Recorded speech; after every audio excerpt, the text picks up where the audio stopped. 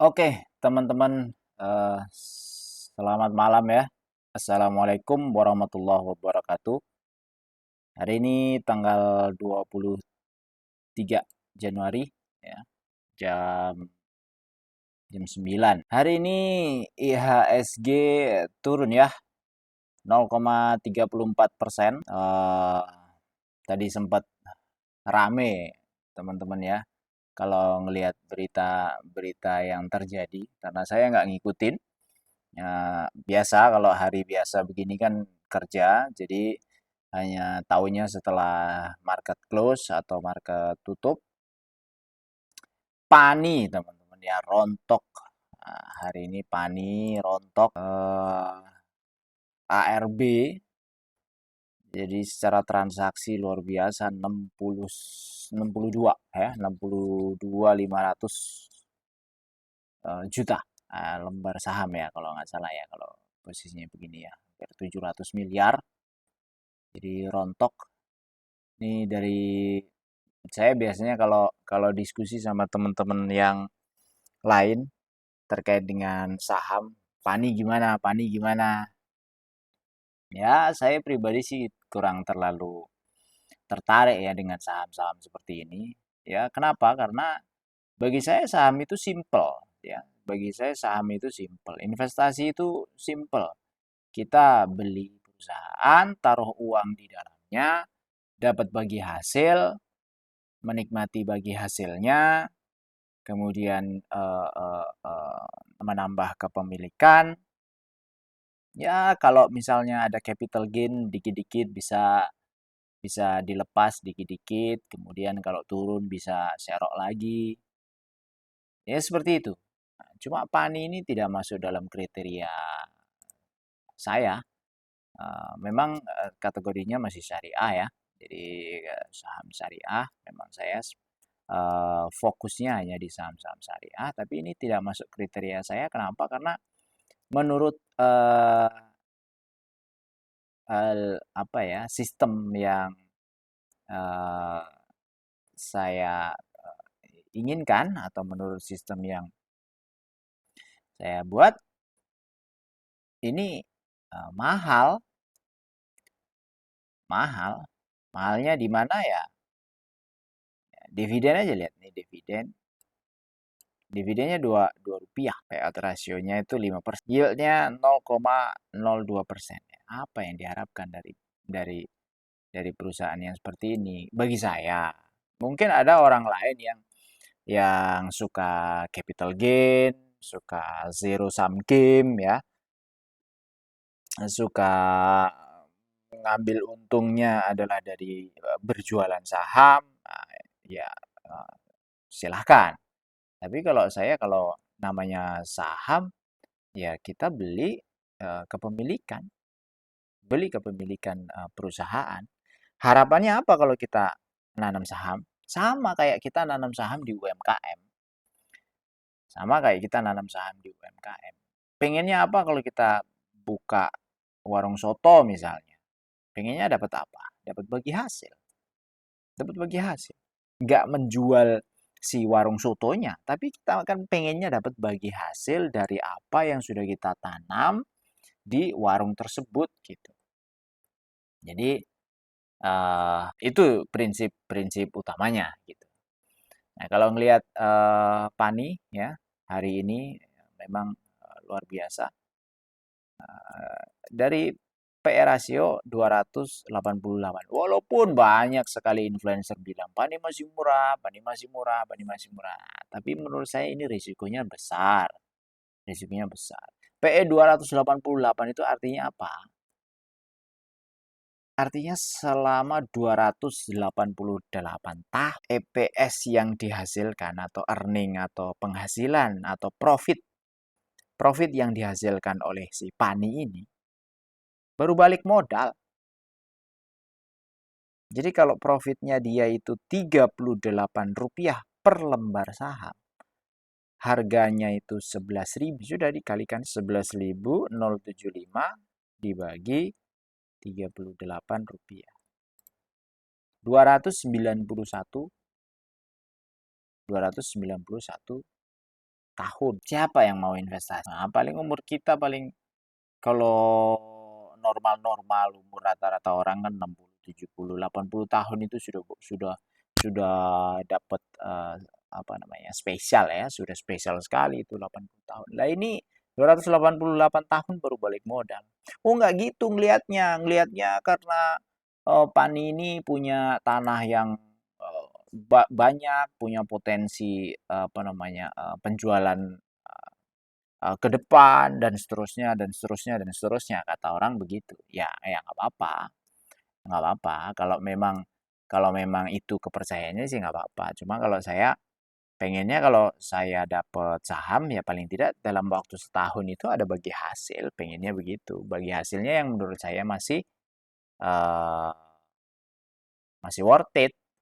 Masih worth it-nya gimana? Ya sebisa mungkin di atas apa namanya bunga bank, sebisa mungkin di atas uh, apa namanya reksadana seperti itu. Oke, tadi sempat lobet. Jadi gitu ya teman-teman ya. Nah, uh, sebenarnya harusnya seperti apa sih investasi itu? Harusnya bagaimana sih? Nah, kalau bagi saya melihat melihat apa ya Pani yang seperti ini, grafiknya sudah seperti ini ya yang nggak aman, nggak aman, nggak aman. Buat saya tidak aman. Saya lebih baik beli seperti misalnya kemarin kalau bicara auto misalnya ya, auto ini lagi turun kan, lagi turun nih posisinya segini, potensi dividennya masih 8-10%. Nah, mending seperti ini bagi saya. Kenapa? Karena perusahaannya masih jalan, manajemennya juga komitmen untuk selalu bagi dividen kan. Kalau apa nah ini ya melihat auto bagi dividennya juga lanjut terus dari kayaknya 24, 23, 22, 21, 20. 20 kan lagi Covid ya, 19, 18 masih aja masih bagi ya 17, 16, 15, 14, 13, 12, 11, 10, 9, 8, 7, 6, 5, 4, 3, 2 dari 2002. 2002 2002 2002 berarti dan 98. Berarti kalau 2002 98 99 2001 2022 ya setelah krisis ya setelah krisis 98 sampai hari ini masih konsisten bagi dividen berapa 22 tahun 22 tahun 22 kalau 22 tahun dia bagi dividen aja konsisten kemudian kita itu mau pensiun ya ini kan pembahasannya kan kita sebagai pekerja saya pribadi ya sebagai pekerja kemudian kita pengen pensiun pensiun kita misalnya umur 55 tahun kalau diprediksi apa namanya pensiun umur 55 ya umur 55 dikurangi taruhlah umur kita 75 misalnya gitu ya 20 tahun artinya kita mengharapkan setelah pensiun investasi yang kita tanam tetap menghasilkan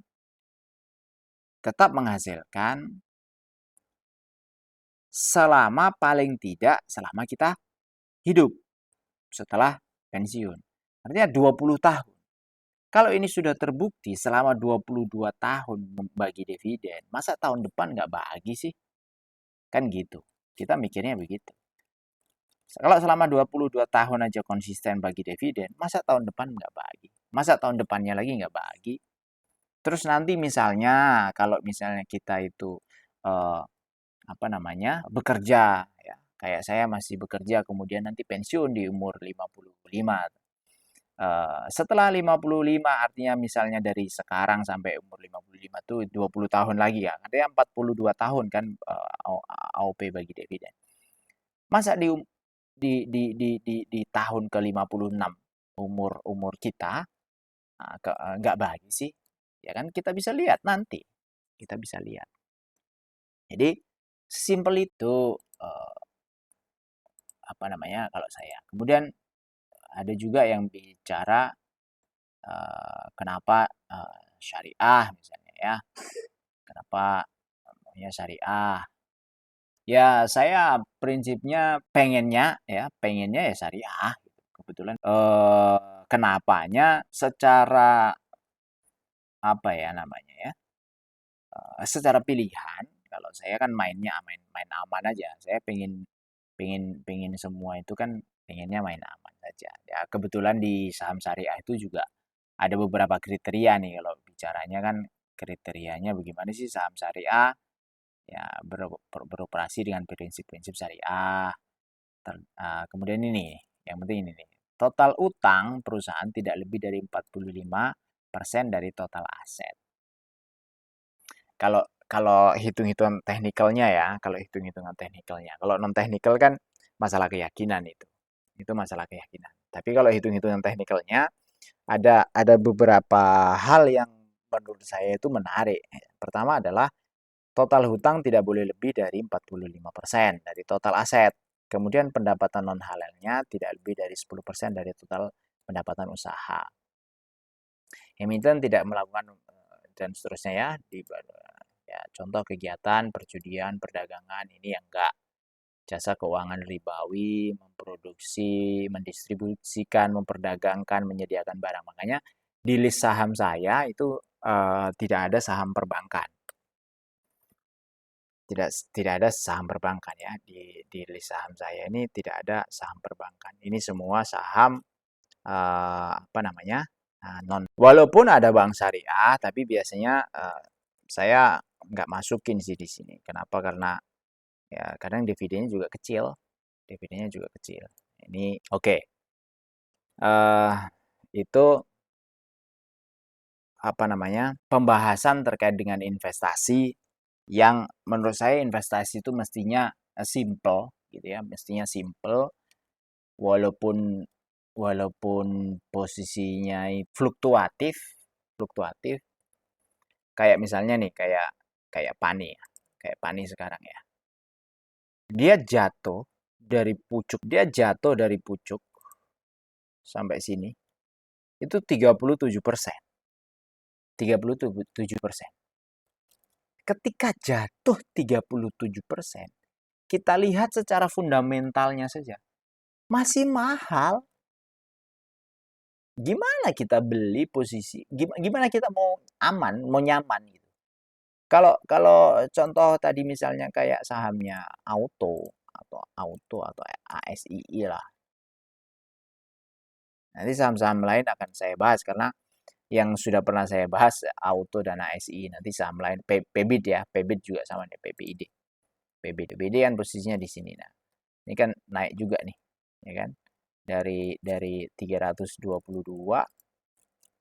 di bulan Desember 23 sampai hari ini udah 59%. Taruhlah PBID itu turun ke harga aslinya, ya harga sebelumnya 321.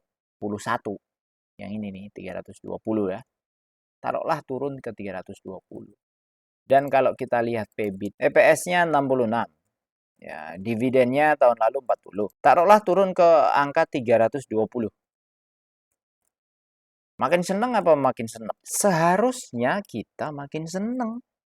Kenapa? Karena makin murah. Makin murah. Pas waktu turun ke 320 berarti kalkulatornya bilangnya kan begini. Kalau dia bagi dividen 40, kemudian harganya adalah 320. Misalnya ini kita beli nih pas waktu dia turun ke 320 ya kita cicil, kita borong. Asumsinya kita punya cash. Berarti 12,5% dividennya per tahun. Dividen saja.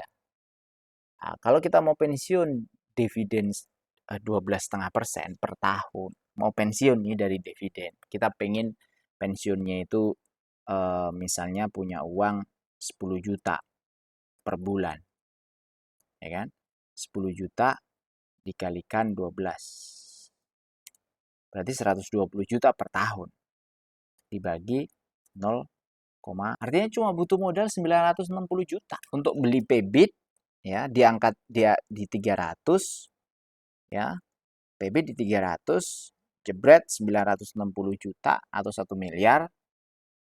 Kita sudah dapat penghasilan per bulannya dari dividennya dia 10 juta. 10 juta sebulan. Lah, gimana caranya meyakinkan dia bagi dividen terus 40 setiap tahun? Gimana dong?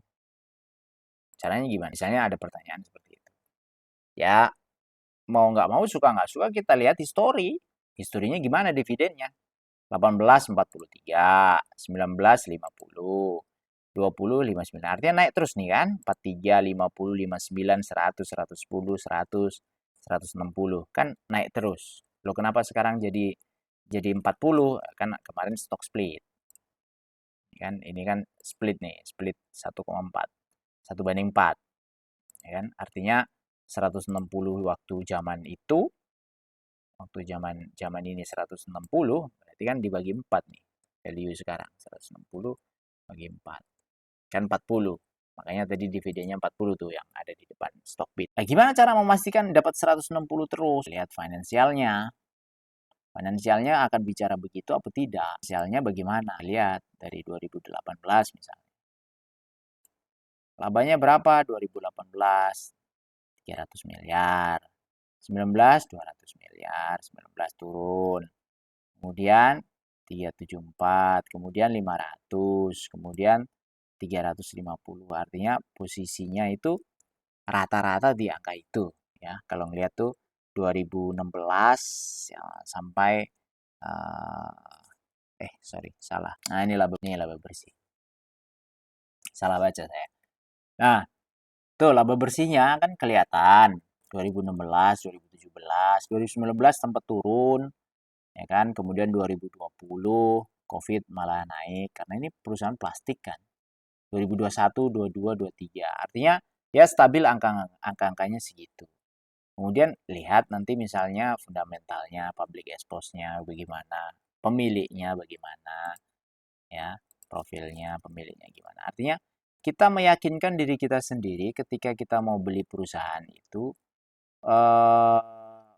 seperti apa sih kita yakin, kan begitu ceritanya.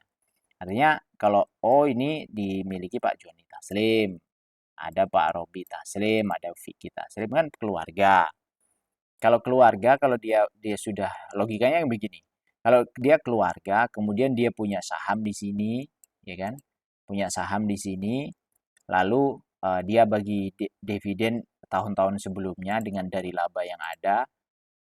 Masa iya besok ketika dia punya keuntungan tidak bagi dividen? Masa iya begitu? Ya itu ujian kita begitu. Ujiannya begitu. Masa iya enggak? Ya, mestinya kan bagi. Orang-orang kaya sekarang juga mikir kalau dia nariknya adalah nariknya gaji, ya, yang resmi ya, yang resmi kalau kita itu mau menggaji diri kita sendiri kayak Pak Robi Taslim ini kan. Ini kalau melihat nih siapa namanya, Pak Joni ya, Pak Joni Taslim nih, Presiden Direktur, Pak. Kemudian Vicky Taslim, Vicky itu ibu apa Pak? Aku kurang tahu ya. Nah, Pak Joni Taslim nih jadi direktur. Kalau dia jadi direktur, gajinya misalnya digedein di sini. Rugi, Pak. Rugi. Kenapa rugi? Kenapa rugi? Karena ada pajak penghasilan, PPh 21, PBh 21, PH. Karena ada pajak penghasilan. Nih, nah ini. PKP kurang dari 50 sampai 250, 250 sampai 500 juta ke atas. Artinya Pak Joni Taslim tadi, Pak Joni Taslim ini, kalau dia menerima gaji dari perusahaan ini di atas 500 juta setahun, tarif pajaknya dia, angka yang di atas 500 juta setahun itu sudah 30%. Cara ngitungnya kan gitu. Cara ngitungnya kan gitu. Jadi uang yang ke 600 juta dan seterusnya itu sudah dipajakin 30% lebih. Nah, sekarang kita hitung di PBIT ini kalau beliau dapat punya 627 juta lembar saham, 627 juta lembar saham, ya kan? Dapat dividen 40 berapa miliar? 25 miliar. 25 miliar. Kalau dia dapat dividen 25 miliar, pajak dividen itu berapa? Pajak dividen 10%. Pajak dividen itu sebesar 10%, bersifat final. Dan kalau itu diinvestasikan kembali,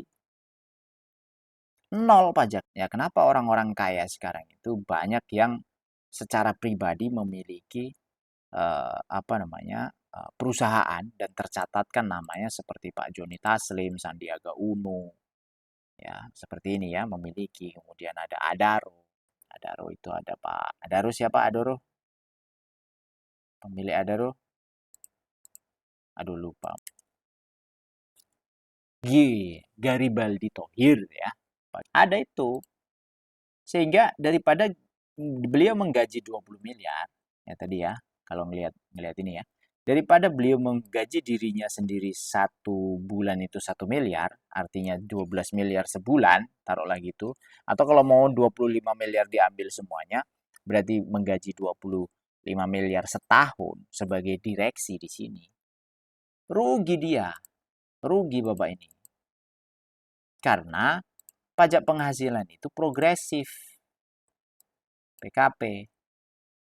Artinya uang dia yang di atas 500 juta, ya berarti yang ini kan berarti 24 miliar 500 ini pajaknya 0, pajaknya 7,3 miliar sendiri setahun. Pajaknya 7,3 miliar. Tapi kalau 25 miliar tadi itu diberikan dalam bentuk dividen, pajaknya cuma 2,5 miliar kalau dia mau pakai ya, kalau nggak di reinvest lagi. Cuma 2,5 miliar. Cuma. Jadi ini dikurangi 2. Tuh, selisihnya 4,8 miliar setahun. 4,8 miliar itu kalau buat retail kayak buat saya begini. Besar, Bos. Besar itu, besar. Ini target. Jadi target pensiun aja segini menurut saya sih udah seneng punya duit segitu sekarang.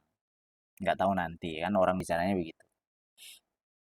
Artinya ya mereka berhitung sehingga sesimpel itu. Artinya kalau mereka investasi seperti ini, investasi seperti apa ya, investasi di perusahaannya dia sendiri, ya kita ini yang retail ya nebeng lah, nebeng. Ya kenapa? Karena sebesar apapun kita punya, kalau posisinya perusahaan itu begini, kita nggak bakalan jadi mayoritas. Karena jatahnya cuma 13%. Nih lihat nih, jatahnya cuma 13%. Nih, semua saham yang ada di market ini kita beli, kita borong. Jatahnya 13%. 74% ya masih pengendali. Pengendali ya di bawah Pak Joni Taslim ini. Artinya apa? Artinya ya kita nebeng. Walaupun kita, saya punya tuh perusahaan, saya punya nih pegang begini 1 miliar lembar misalnya. Saya jadi mayoritas, pemegang saham mayoritas. Ya tetap mayoritasnya tetap yang 74%. Artinya kalau kita mau nentuin, hari ini bagi dividen apa enggak ya, enggak usah bagi dividen, kalah suara kita. Sehingga ketika kita kalah suara ya nebeng aja ke hiu-hiunya, gitu kan. Kita jadi ikan kecil-kecil yang di samping hiu-hiu itu, pas waktu mereka makan ya kita ikut makan. Nah, uang kecil-kecilnya itu tadi bagi kita yang retail, bagi saya yang retail itu termasuk besar. Termasuk besar. Kalau mereka bisa bagi dividen 10% aja, kita pegang 1 miliar di saham ini, itu termasuk besar. 100 juta per tahun itu besar. Kenapa saya bilang besar 100 juta per tahun? Equalnya itu kayak kita punya ruko. Kayak kita punya ruko. Ruko itu Ya, ruko kayak di sini nih, ruko di Cikarang. Harga ruko bisa 2 miliar. Berapa sewanya setahun? 60. 60 juta, kadang 70 juta. Jadi udah gitu harus ngerawat. Udah gitu kalau kalau kalau kalau yang nyewa dalam tanda kutip kurang ajar gitu ya, nggak dirawat, nggak apa ya, repot sendiri kita, repot. Jadi simple sebenarnya ya, simple. Nah, menurut saya itu salah satu yang secara prinsip saya pegang. Jadi ini yang pengen saya share juga ke teman-teman. Moga-moga aja bermanfaat. Terima kasih. Wassalamualaikum warahmatullahi wabarakatuh. Sampai ketemu lagi.